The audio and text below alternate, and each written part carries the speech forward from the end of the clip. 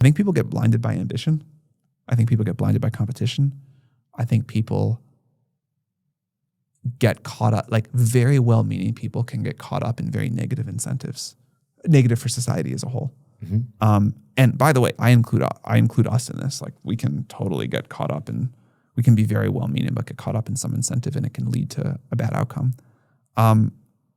So that's kind of what I would say.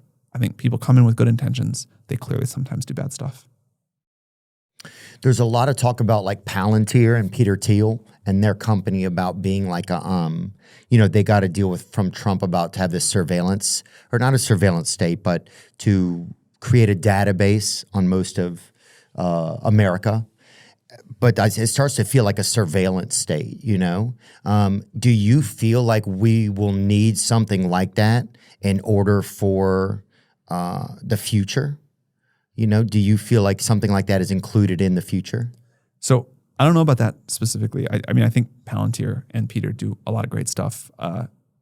But I can't comment on this specifically. I'll say generally, I am worried that the more AI in the world we have, the more surveillance the world is going to want. Because the tool is so powerful. The government will say, like, how do we know people aren't using it to make bombs or bioweapons or whatever? And the answer will be more surveillance. And I'm very afraid of that. So I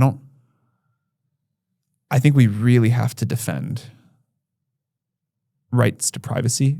I don't think those are absolute. I'm like totally willing to compromise some privacy for collective safety, but history is that the government takes that way too far.